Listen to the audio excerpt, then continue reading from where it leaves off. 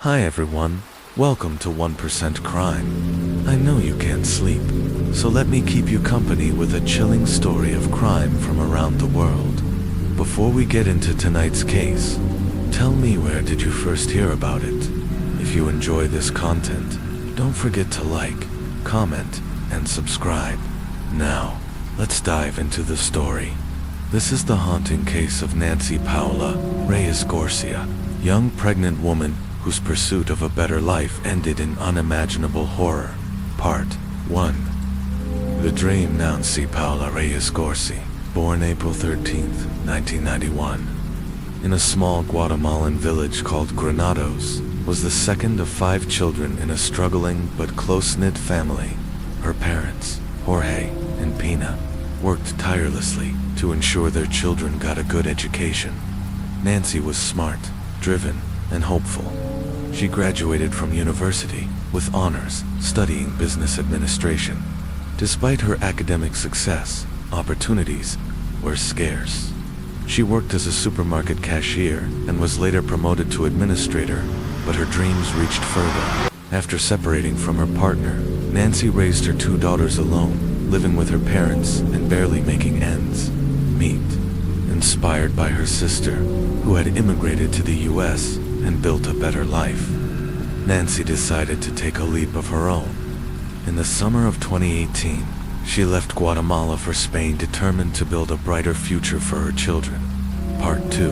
A new life. A dark turn. Nancy moved between cities in Spain, finally settling in Ciudad. She called her family daily and sent money back home, helping her parents and supporting her daughters.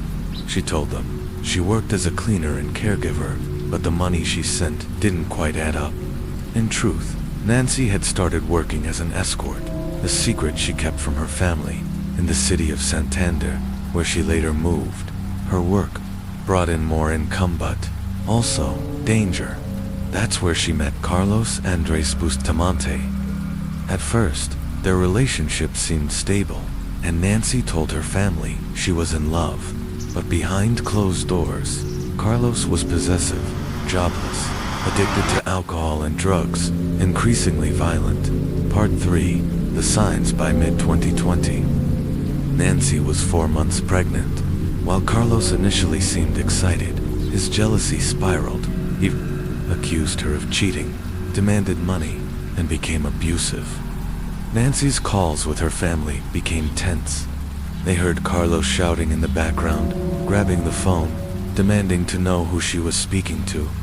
Her family begged her to leave him, but Nancy insisted she could handle it. Then, in a chilling call with her sister on August 17th, Nancy said, "If anything happens to me, Carlos will be responsible." That was the last time anyone heard her voice. Part 4. Disappearance and lies. On August 20th, Nancy texted her father promising to call later. She never did. Carlos stopped answering calls. Days later, a message came from his phone. Nancy had left him, he claimed, and disappeared. He didn't know where she went. Nancy's brothers urged Carlos to help file a missing person report. He agreed, but never showed up. The family contacted police themselves and began digging. They found Carlos's mother, Sandra, crying. She admitted she feared her son had done something terrible. She shared a message Nancy had sent her just days before her disappearance, warning her not to give Carlos's money. He'd only spend it on drugs and become violent. Carlos, it turned out, had a criminal history of domestic violence, even beating his own mother as a teenager. Part 5. The crime scene. On August 26th, police searched the apartment Nancy and Carlos had shared in Santander. Inside, they found blood everywhere.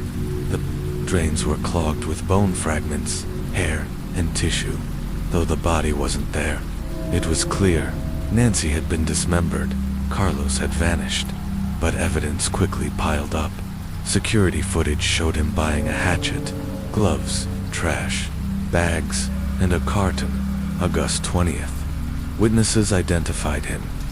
His fingerprints were on the packaging. Surveillance footage later revealed him pushing a cart filled with bags into a nearby forest park. returning with it empty. Part 6. The grim discovery on September 16th. Nearly a month later, police discovered multiple bags containing decomposed body parts in a wooded area. Nancy had been dismembered into 20 pieces, but one thing was missing: her unborn child. Despite extensive searching, the fetus was never found. Her lower body showed evidence of brutal mutilation, suggesting the child had been extracted and discarded separately. Carlos finally turned himself in only to report Nancy missing. He claimed they had argued and she left, but police had the timeline, the blood evidence, and his digital footprint. Part 7.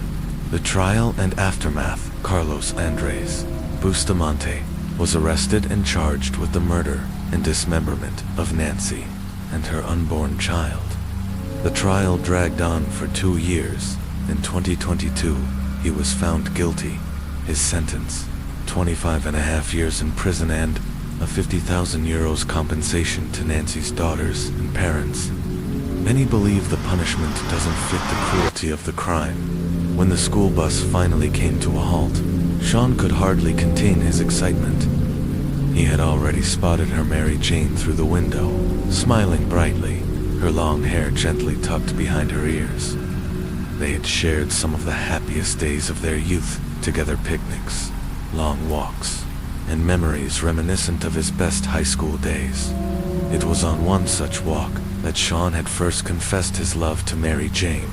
To his joy, she felt the same. After another stroll, the young couple sat on a park bench. Suddenly, Sean grew faint.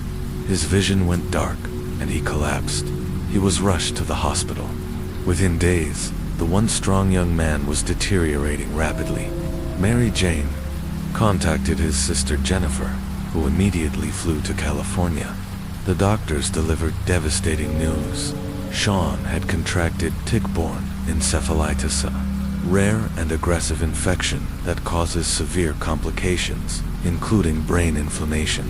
A grueling fight for his life began. Sean spent over a month in a coma, followed by 6 months of intensive rehabilitation. Miraculously, he survived, but the recovery was long and painful. Jennifer took him back to Florida, where he underwent therapy, while Mary Jane waited, with nothing but a phone to bridge the distance between them, as Sean's health improved. His mother Donna devoted herself to helping him fully recover, monitoring his diet, guiding his therapy, nurturing him back to life. But amid all this, something dark was brewing. Stanley, Sean's older brother, began to harbor resentment. The attention Donna gave Sean sparked jealousy that grew silently within Stanley. By 2009, Sean regained his strength, resumed his music studies, and dreamed of returning to California to reunite with Mary Jane, this time to introduce her to his parents as the woman he wanted to spend his life with. But fate had other plans. Stanley had recently met a woman named Samantha Rowe, a native of Florida.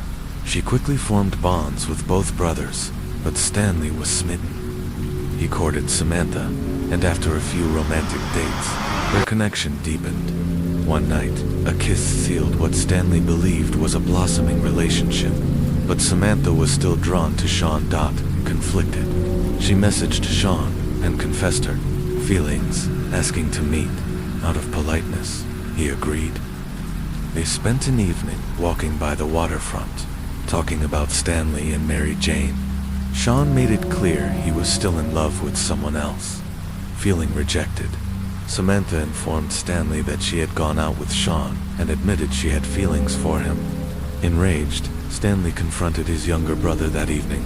A verbal fight turned into shouting, then silence. Their parents were home at the time but didn't find the noise unusual. The brothers had argued before, but the next morning, Donna noticed Sean wasn't answering her calls. Stanley told her Sean had stormed out after their argument. 2 days passed. Then, a harrowing 911 call pierced the silence. On the other end was Jennifer, screaming, "My brother, Stanley, killed Sean. He's talking to our mother, and my dad's lying over Sean's body. He's been buried in the yard since Saturday morning. I'm begging you, please help." Police rushed to the Eckert home. In the backyard, a gut-wrenching scene awaited them. Samuel Eckert, the boy's father, was on his knees, pulling his son's lifeless body from the earth, crying and trying to wipe away the soil. The quiet neighborhood, once home to two boys who waved to their neighbors, had become the site of an unimaginable tragedy. Stanley Eckert was arrested and charged with second-degree murder. In his initial interrogation, Stanley claimed he hadn't meant to kill Sean. He said they fought. He struck his brother, and Sean hit his head and collapsed. When he realized Sean was dead, Stanley panicked. He tied up the body, pushed it through the window, and buried it in the backyard. His chilling words at the inquest: "I buried him. That's what you do with dead people. Cold, detached, calculated." Stanley later insisted he buried the body to protect his mother from the shock, promising he planned to rebury it once she left town. Yet, during questioning, his demeanor shifted one moment, remorseful, the next laced with hatred as he blamed Sean for all his troubles, accusing him of winning the rivalry over their mother's and Samantha's love. The autopsy painted a darker picture. Dr. Barbara Wolfe, who examined Sean's body, reported bruising on the neck and rope marks suggesting asphyxiation, combined with head trauma. The cause of death was declared a combination of a blunt force injury and suffocation. Stanley was charged with first-degree murder at trial. The defense argued the killing was not premeditated, but the result of a spontaneous fight. The prosecution, however, presented chilling evidence. Witness testimony that Stanley had once talked about how he'd kill someone by hitting them from behind and burying the body in the yard. The trial stretched over 5 days. On April 9, 2013, the verdict was delivered: guilty of second-degree murder. Stanley showed no reaction.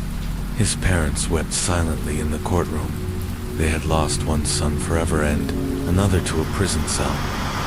The judge sentenced Stanley Eckert to 50 years without the possibility of parole. The cold-blooded murder of an innocent man and a brother is beyond the bounds of adequate human response. In the biblical story, Cain was banished from paradise. In this modern tale, remorse was not enough. The law intervened. This heartbreaking case reminds us that family tragedy can unfold behind closed doors, silently, until it's far too late. Stay with us, because after the break, we turn to another case of cruel violence: the murder of Channon Christian and Christopher Newsom, whose fate shocked the nation not once, but twice.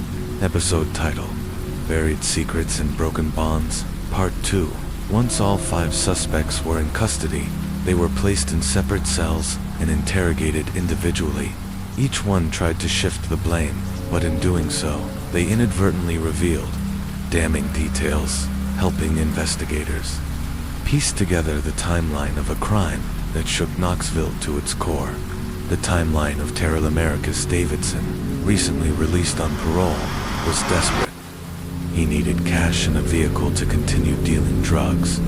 His plan: steal a car from an underground parking lot known for its lack of surveillance. Tragically, at that very moment, college students Channon Christian and Christopher Newsom were in that same lot, arguing over being late to a party. Davidson and his accomplices, Lamarcus's half-brother, Latalvis Cobbins, George Thomas, Eric Boyd, and Vanessa Coleman, pounced. Armed and remorseless, they forced the young couple into the trunk of Channon's Toyota 4Runner at gunpoint and drove them to Davidson's house at 2316 Chipman Street. There, Channon and Christopher endured hours of unspeakable brutality. In the early hours of the morning, a barefoot, naked Christopher was forced back into the trunk and driven to nearby railroad tracks. He was ordered to walk over the sharp stones, then shot twice in the back and once in the head. His body was set on fire to destroy evidence. Back at the house, Channon Christian remained bound. Over the next 2 days, she was tortured in ways so horrific they defy belief: raped repeatedly, beaten, choked, stabbed, and finally doused with bleach. Still alive, she was wrapped in trash bags and stuffed into a trash can, where she slowly suffocated. Vanessa Coleman's diary of horror. The exact point Vanessa Coleman joined in is unclear. She claimed she was a hostage, too afraid to resist. But evidence told a different story. She was Davidson's girlfriend. She wore Channon's jewelry, and her personal diary, later recovered, described the days at the Chipman Street house as an adventure. The first trials, Davidson, born in 1981, was found guilty on over 40 counts including kidnapping, assault, rape, and 2 counts of first-degree murder. The jury unanimously sentenced him to death. LaTelvis Cobbins received life without parole. George Thomas also got life, with the possibility of parole after 51 years. Vanessa Coleman was sentenced to 53 years, while Eric Boyd, who helped police find Davidson, was initially sentenced to just 18 years. Families of the victims found that sentence outrageously light. Retrials and revelations in 2011. The case took a shocking twist. The presiding judge, Richard Baumgartner, resigned after admitting to a substance abuse problem. His rulings from the past 2 years were invalidated, including those in the Christian Newsom case. All 5 convicts were granted new hearings. Davidson's sentence remained unchanged: death. Cobbins and Thomas continued to serve life sentences, though Thomas now had a faint possibility of parole. Vanessa Coleman's sentence was reduced to 35 years. Her parole was denied in 2017, and again in 2020. The biggest change came for Eric Boyd. New evidence and testimony, including from George Thomas, implicated Boyd more deeply in the rape and murders. Boyd was retried, found guilty, and sentenced to life without parole. A nation responds. Public outrage over the brutality of the crimes and the legal maneuvering that followed led to 2 legislative changes. The Christian Newsom law, which prevents defense attorneys from defaming victims in court. Jury autonomy reform, eliminating the requirement for a judge's signature on a jury's unanimous verdict. The torture house at 2316 Chipman Street was demolished in 2008. A memorial now stands in its place, in honor of Channon and Christopher. 2 foundations were created, one providing support to crime victims, and another awarding scholarships and hosting baseball tournaments. Despite these legacies, questions linger. Many criticized the media for downplaying the case. Some believed racial dynamics were at play: 5 black perpetrators to white victims. But others, including journalists and law enforcement, argued there was no evidence of racial motivation. The facts remain: 2 young lives were extinguished by evil, and 5 people will spend the rest of their lives or face death because of it. The Kelly Clayton case. At first glance, Tom Clayton seemed like the perfect husband.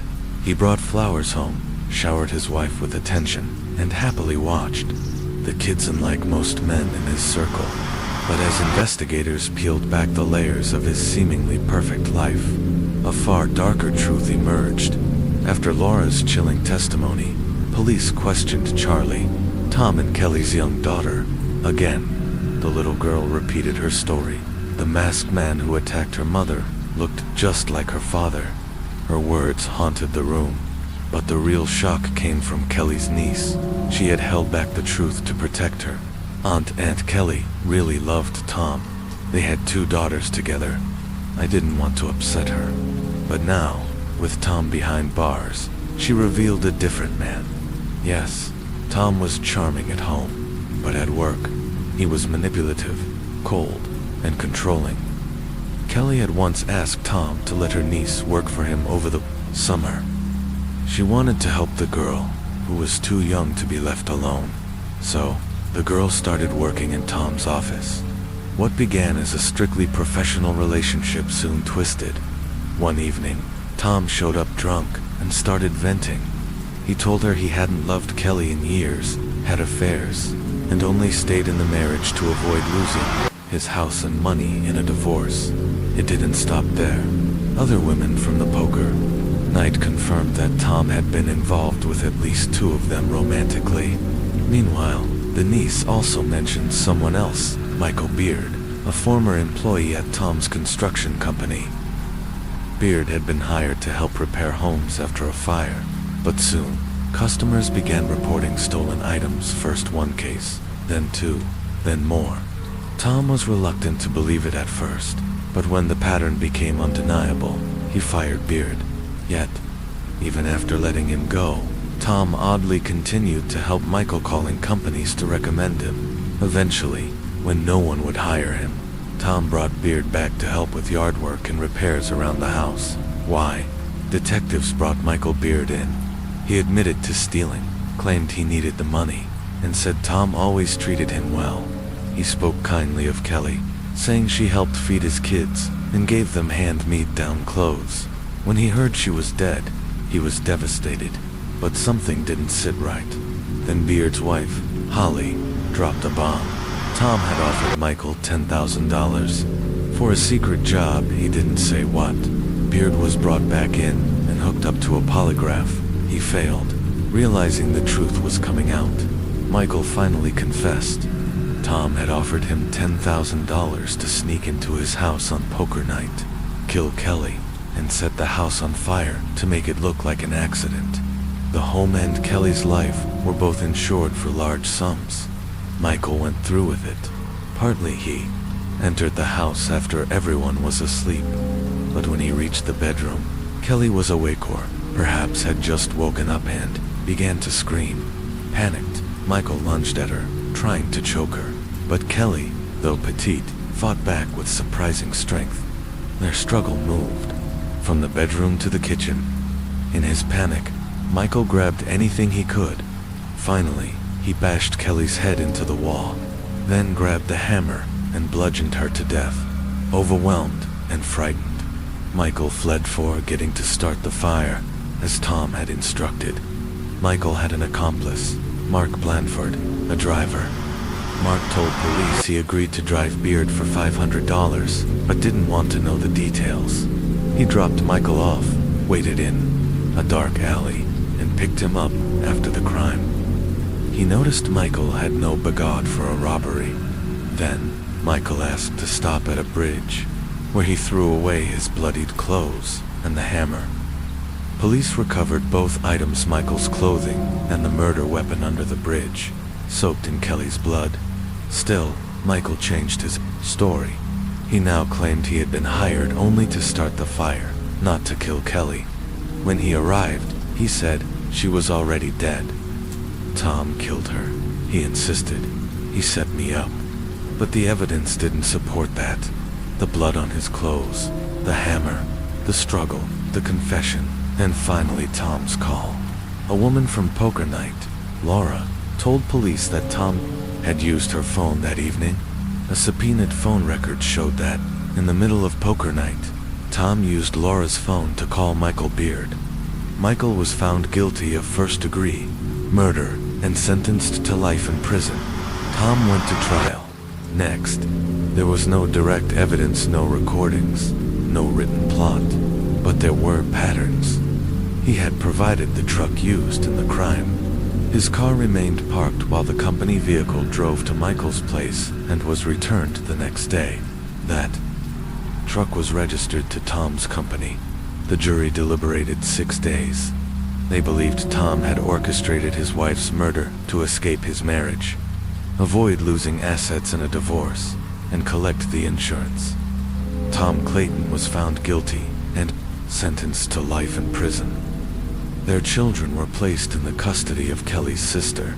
Young Charlie never spoke about her father again. The murder of Lauren Burke, Auburn, Alabama, 2008. Lauren Ashley Burke had her whole life ahead of her. Born December 30th, 1989. In Georgia, Lauren was a bright, artistic soul studying graphic design at Auburn University. She was active in her sorority, loved lacrosse, and was always smiling. On March 4th, 2008, her day started normally. Breakfast with her boyfriend, Sean, a class, a call to her dad to plan spring break. That evening, She left Sean's dorm to meet a classmate at the library. She never made it. Later that night, a 911 call reported a young woman lying injured on the highway. Drivers stopped. The girl was Lauren, barefoot, badly wounded, barely breathing. At the same time, her black Honda Civic was found engulfed in flames on the Auburn campus. Police traced the plates. The car belonged to Lauren Burke. Her father, James Burke, received a call from police, but they didn't know where Lauren was. That would come soon enough. Just after 9:30 p.m., Lauren was pronounced dead at the hospital. She had suffered a single, fatal gunshot wound to the chest. Her lungs were both punctured. The muzzle of the gun had been only inches from her body. Investigators soon found a .38 caliber bullet in the burned car, possibly fired during the attack. Lauren's bank cards were used shortly after her death. Police suspected the killer was also trying to destroy evidence. Then came a break. 3 days later, 75 miles away, in Georgia, a man attacked a 72-year-old woman in a Walmart parking lot. When a witness followed him, he fled in a Chrysler Sebring. A police chase followed. The driver tossed something from the car, a .38 caliber revolver. He crashed, tried to flee into the woods, but was caught. His name, Courtney Lockhart, 23A. Former soldier who had returned from Iraq, broken and angry, dishonorably discharged, addicted, jobless, and violent. Lockhart had been committing a series of robberies, targeting women got in custody. He confessed. He had kidnapped and murdered Lauren Burke. He told detectives how he had watched Lauren approach her car, pulled a gun on her, and pushed her into the passenger seat. She gave him $200 and begged to be let go. Instead, he forced her to undress, claiming it was to prevent her from escaping. He drove around with her naked in the car, at gunpoint. At some point, Lauren's phone rang, her classmate calling from the library. She answered, said she'd forgotten the meeting, and hung up. Eventually, Lockhart drove out toward the highway and shot Lauren, leaving her body in the road. Then he returned to campus, set her car on fire, and disappeared till the failed Walmart robbery brought him down. He was found guilty of Lauren's murder. The trial and his confession left no doubt. 2 women, 2 different towns, 2 very different lives, but both taken by men who wore masks of normalcy till the truth came crashing through. Lockhart instructed Lauren to answer the incoming call and pretend everything was fine so no one would suspect anything. The call was from Michael, the classmate she was supposed to meet at the library. When she picked up, Lauren told him she'd forgotten about their meeting, then abruptly hung up. According to Lockhart, they continued driving aimlessly through the streets as Lauren desperately tried to reason with him. She promised to help him get through his troubles, to find him a job, even to help turn his life around. But as they drove down Highway 147, Lauren saw a chance to escape. She suddenly opened the door, attempting to jump from the moving vehicle. At that exact moment, Lockhart claims, he accidentally pulled the trigger. We now know the bullet tore through both of Lauren's lungs. On top of that, she suffered injuries from the fall. Still, with what strength she had left, Lauren waved frantically at passing cars before collapsing in the road. Lockhart later admitted he parked near a church, watching from a distance as vehicles stopped beside Lauren's body. Realizing the police would arrive any minute, he fled the scene. But he still had a problem, evidence to cover his tracks. Lockhart drove to a gas station and purchased gasoline using Lauren's bank card. He poured it all over the inside of her black Honda Civic and returned to the Auburn University campus, the place where he had abducted her, intending to destroy everything. He later told investigators that while driving with gasoline fumes filling the car, he grew lightheaded and had to roll the windows down. But this raises a question. Why didn't he pour the gasoline after reaching the campus? Why risk his life driving a mobile firebomb? Perhaps the answer lies in Lockhart's mental state, torn chore. Perhaps it was a simple lack of forethought. After torching the car, Lockhart took Lauren's iPod bank cards and the remaining $46 she had on her. Then, he drove away in his silver Chrysler Sebring.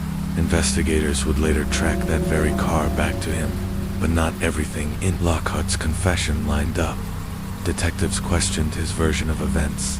Was the demand for Lauren to undress really just about keeping her from escaping, as he claimed? Or was it something darker, something more predatory? And was the shooting really accidental? After all, Lockhart had military training. He knew how to handle a gun. Experts later confirmed that the revolver found tossed from Lockhart's car during the police chase matched the bullet retrieved from Lauren's vehicle, and ballistics ruled out the possibility of an accidental discharge. The trigger had to be deliberately pulled. On March 9th, Lauren's family and friends said their final goodbyes. That same day, Lockhart was interrogated a second time. The following day, formal charges were filed. Lockhart's trial began on November 8, 2010. His defense team claimed he suffered from mental illness as a result of his time in the military, and that the shooting was not premeditated. Psychologists testified that he had a below-average IQ of 86, showed signs of trauma from combat, and was emotionally immature. However, he did not have PTSD, as his defense had originally claimed.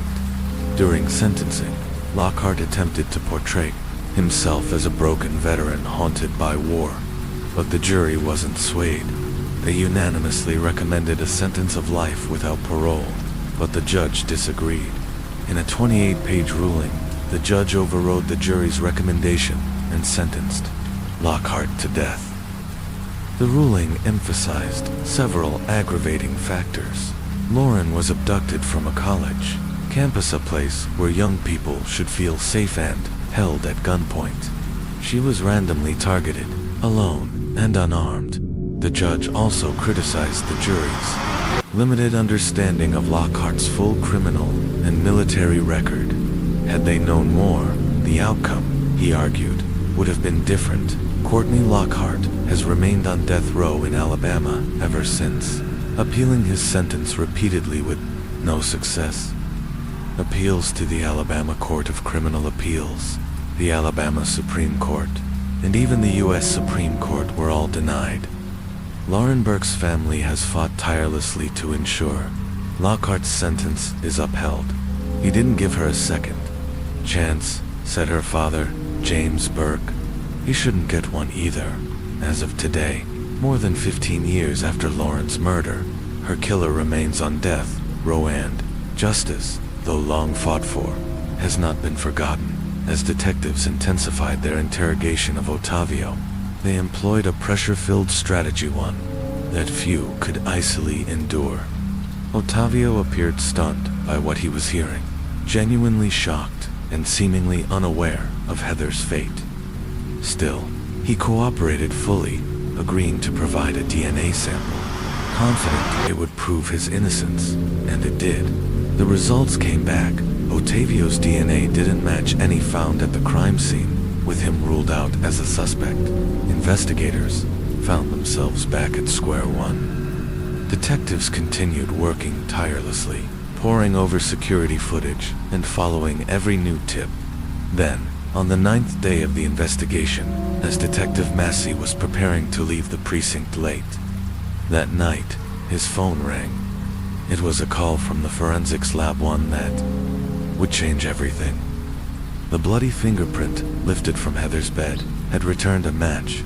It belonged to a young man named Brandon Bowling. His fingerprints had been on file from a previous job, giving detectives the break they desperately needed. When Massey brought Brandon in, he approached the interview with care. He didn't come out swinging. Instead, he gave Brandon space to explain, to confess, to show remorse. But Brandon denied everything, despite being told that his fingerprint was freshly left at the scene. He insisted he had nothing to do with Heather's death. Detectives, however, weren't buying it. They requested a DNA sample from Brandon as well. He agreed, perhaps hoping that somehow This too would clear his name, but investigators weren't going to wait around for lab results. The fingerprint match alone gave them legal grounds to act. They swiftly obtained a warrant to access Brandon's phone, hoping it might reveal the truth of his movements, his contacts, and his intentions on the night of the murder. What they found on that phone horrified even the most seasoned detectives. There was a video recorded by Brandon himself showing Heather alive in the room. It captured not just disturbing acts of sexual assault, but also moments of violence. He had filmed the entire attack. In February 2018, Brandon Richmond Bowling pled guilty to the murder of Heather Maples. He was sentenced to 40 years in prison, without the possibility of parole. On the day the verdict was read, something remarkable happened. Heather's mother, Jennifer, stepped forward. She crossed the courtroom and embraced Brandon's mother. "We both lost our children today," she said. To this day, Brandon Bowling has never explained why he did it. No clear motive has ever emerged. So, what do you think? Why did Brandon Bowling end Heather Maples' life in such a brutal and senseless way? Jurors listened as the prosecution painted a chilling picture, one of a grieving family torn apart by the unknown, and of Paul Flores, a man they labeled pure evil. Prosecutor Chris Puvrell argued that evidence recovered from the home of Paul's father, Ruben Flores, implicated both men in Kristen Smart's death and the concealment of her body. Paul's defense attorney, Robert Singer, pushed back hard. He reminded jurors that no body had ever been found, and no DNA evidence directly tied Paul to the crime. While it was believed Kristen was dead, Sanger emphasized, no one knew for certain what happened after Paul allegedly left her at her dorm. As the trial continued, multiple women testified to experiencing disturbing encounters with Paul Flores. Two women known only as Rhonda Doe and Sarah Doe shared gut-wrenching accounts.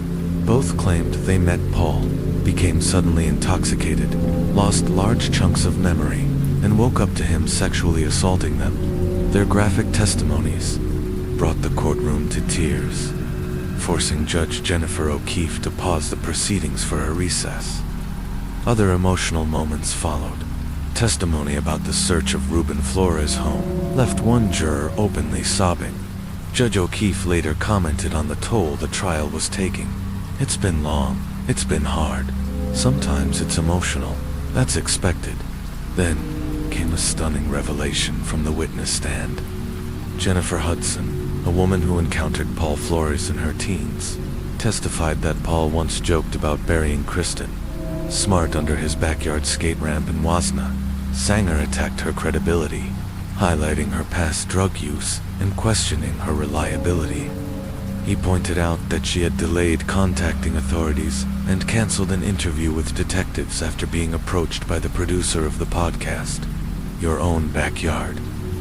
Still, Hudson stood firm, stating that her guilt overstayed. Silence haunted her.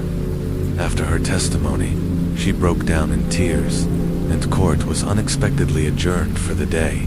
The trial pressed on into September 2022. For the Smart family, it was the beginning of the end of a decades-long nightmare, though justice might finally be within reach. Their daughter was still Ganad. The ache of her absence could never be erased. For other victims of Paul Flores, the trial reopened wounds that had never truly healed. For Chris Lambert, whose podcast reignited national interest in Kristen's case, this moment was the culmination of tireless work and painful truths. Kristen Smart was no longer just a face on a faded billboard. Her story was finally being heard, and her alleged killer might soon be held accountable. Despite multiple theories, from financial disputes to illegal activities at Bruce's auto shop, investigators found no solid leads. Eventually, the case went cold. Meanwhile, Bruce's sister, Judy Miller, noticed something disturbing. Just 2 days after her husband's murder, Sherry was seen dancing at a bar in Otisville, Michigan, laughing, celebrating, as if nothing had happened. 2 weeks later, She had a new boyfriend, not Jerry Cassidy, the man who had murdered for her, but a young local delivery driver named Jeff Foster to Jerry. It was as if Sherry had passed a level in a video game. Mission complete. Bruce was gone, and so was Jerry, discarded like a pawn in her game. Jerry had believed that by killing Bruce, he'd earned the love of the woman he adored, but once the deed was done, Sherry had no use for him. Within a month, she moved Jeff Foster into the very house she had once shared with Bruce. At that moment, reality hit Jerry Cassidy. He had murdered an innocent man in cold blood for nothing. Meanwhile, in another dark corner of the country, Sheila LaBarre was spiraling deeper into sadism after a trail of failed marriages and relationships. She found herself working as a phone sex operator, a job that gave her access to emotionally vulnerable men. Her voice was her weapon, sweet and hypnotic. That's how she lured Kenny, a 24-year-old with a kind heart and a low IQ. Kenny was trusting, too trusting. His mother was his world, but Sheila knew exactly how to drive a wedge between them, with manipulation and seductive lies. She convinced him to leave everything behind and move in with her. It wasn't long before Kenny's dream became a nightmare. Sheila transformed her farmhouse into a private torture chamber. What started as a romantic relationship turned into brutal abuse. Kenny was regularly beaten, burned, and humiliated. His once bright eyes dulled, his body covered in cuts and bruises. He wasn't a boyfriend, he was a prisoner. Neighbors noticed Kenny's frail condition and were deeply disturbed. A clerk at a local store secretly snapped a photo of him just days before he disappeared. The image showed Kenny, gaunt and beaten, pushing 2 large gas canisters, unknowingly purchasing the materials Sheila would use to cremate his body. Store employees contacted the police, but once again, Sheila slipped through the cracks. When Kenny stopped calling home, his mother grew desperate. She visited Sheila's property, but Sheila turned her away with threats. Eventually, Kenny's family filed a missing persons report. When officers arrived at Sheila's farm, she claimed Kenny had left and blamed his disappearance on his overbearing mother. She even played a strange audio recording in which Kenny, sounding frightened, claimed he had been attacked by his mother. None of it made sense. The next day, police secured a search warrant. When they returned, Sheila was gone. But something far more chilling awaited them in her backyard. Fires were still burning, strange piles of mattresses, furniture, hay, and other materials soaked in and inside those flames, investigators saw bones, human bones. As they expanded their search, what they found was horrific. Blood was everywhere, soaked into carpets, splattered across walls. The forensic team confirmed it belonged to at least 3 different individuals. DNA evidence proved one of them was Kenny Cunty, back in Michigan. Sherry Miller's mask was slipping. Years after Bruce's murder, guilt finally caught up with her. In 2012, Sherry gave a shocking televised interview. She admitted everything. Bruce was never abusive. He had never hurt her or her children. In fact, he wanted to adopt them to build a family. The bruises faked with makeup, the ultrasound photos, fabricated.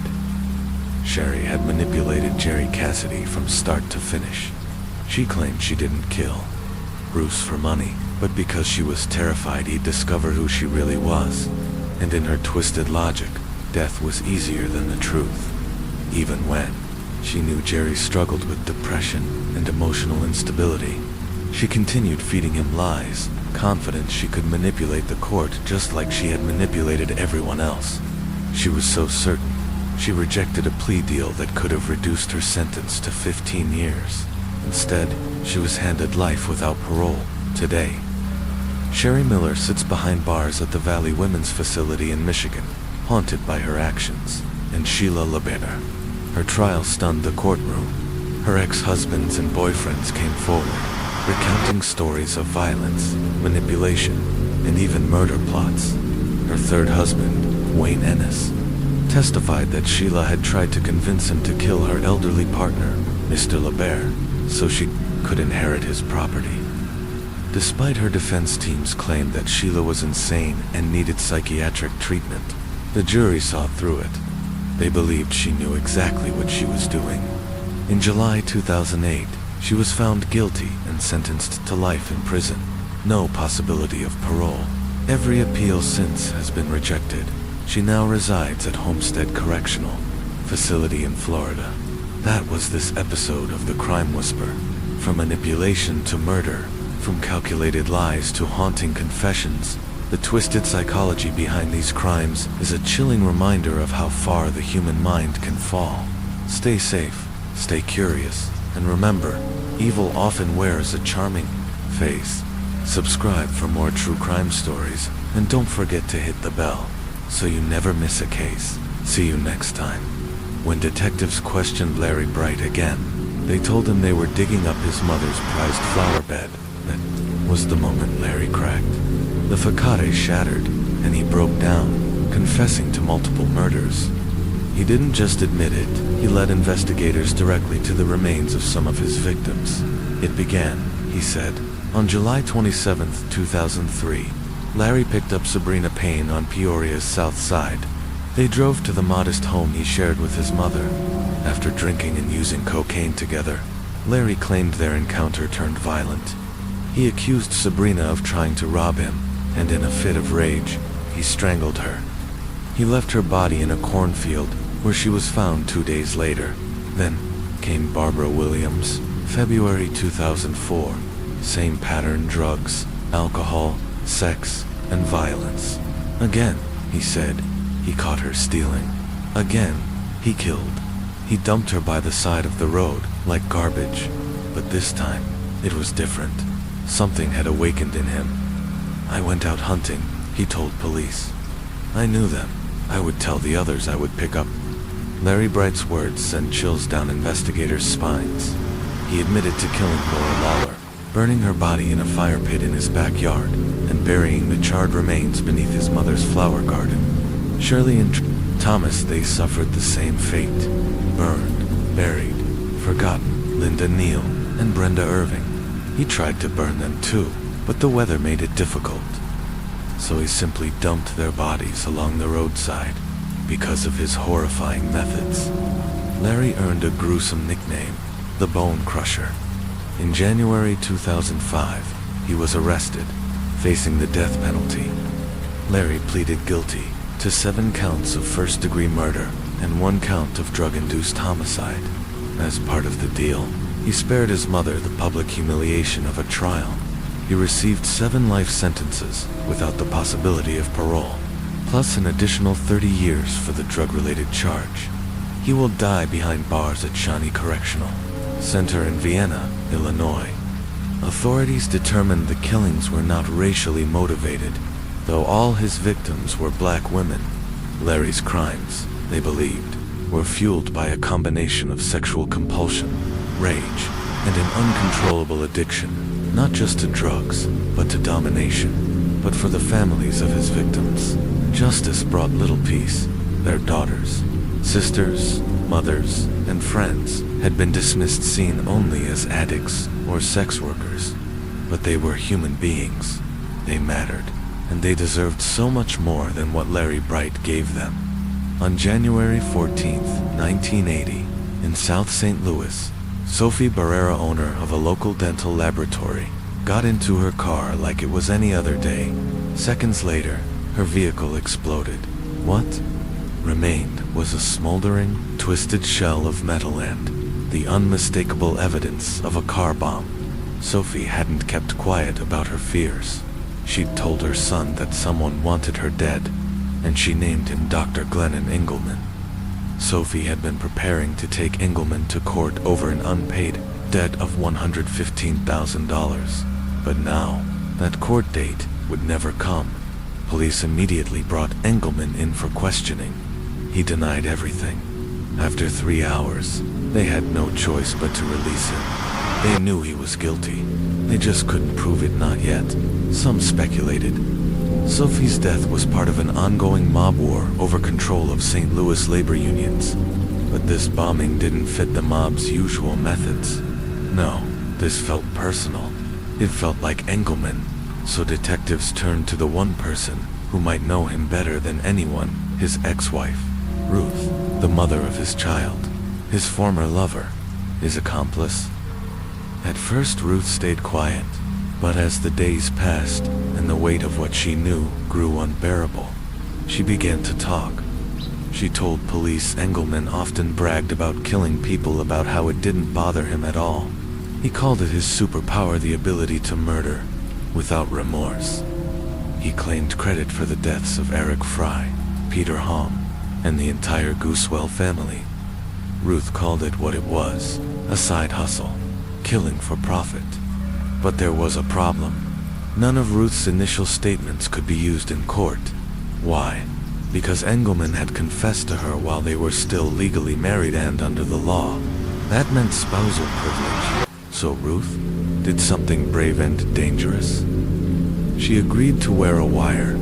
She met Engelman again and again, sometimes under the guise of exchanging their son, sometimes just to talk, and often to maintain their twisted sexual relationship. She asked him pointed questions, hoping to catch him slipping. But Engelman grew suspicious. He said nothing incriminating, still determined. Ruth offered another planche, invited Engelman over for sex, and had police plant a bug in her bedroom. Again, nothing. Finally, she met him at a public diner while wearing a wire. That's when it happened. Engelman started to boast about how he found murder more satisfying than sex. He admitted to the killings, giving graphic details about what he had done. It was enough. Dr. Glennon Engelman was arrested. Carmen Miranda, his former dental assistant and now ex-wife, and her brother Nick were brought in for questioning. They testified in exchange for immunity. Carmen's story was chilling. Engelman had coached her to find a husband with a solid life insurance policy. She told investigators he orchestrated her marriage to Eric Frieden, staged his death to look like an accident, all for the payout.